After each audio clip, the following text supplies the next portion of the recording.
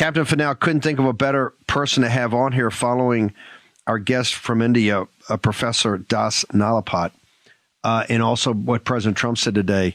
You're a naval intelligence officer who gave up your career to warn the United States, the people of the United States, that the Chinese Communist Party was not just rising. The Chinese Communist Party was a malevolent actor on the world stage. Is President Trump overstating the case? He actually said, I will not rule out military, economic, and or political diplomatic pressure when it comes to when he's talking about the Panama Canal or Greenland. You're a strategist. Is President Trump off his rocker right here? The mainstream media is going absolutely bonkers on this. Your thoughts, sir?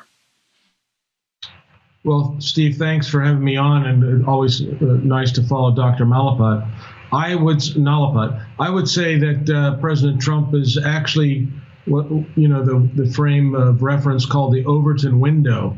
For the last 30 to 40 years, we've allowed the left, the socialists, the Marxists in our country to define our national security interest in their framework.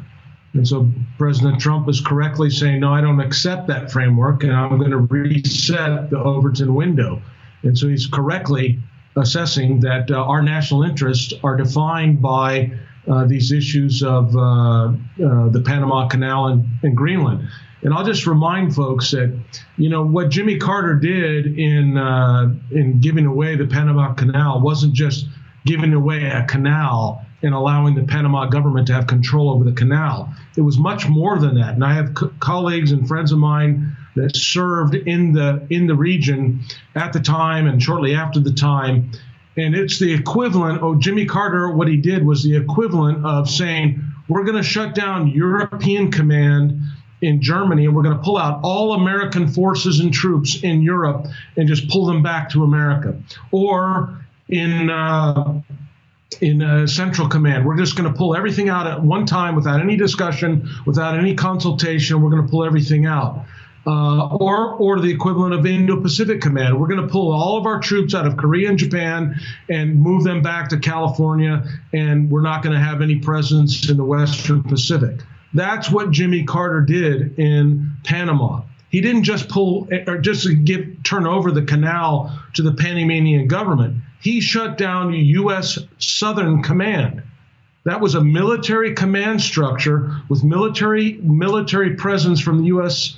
Armed Forces. It was there to provide stability to that region, and he pulled it all out on the threat of some kind of mythological guerrilla warfare that was existing in Panama. It was a lie then, and he gave away our national security interests. So in essence, we've watched over the Biden administration, millions of people come into our country through a porous border. But that was the conditions for that were established by Jimmy Carter and his presidency.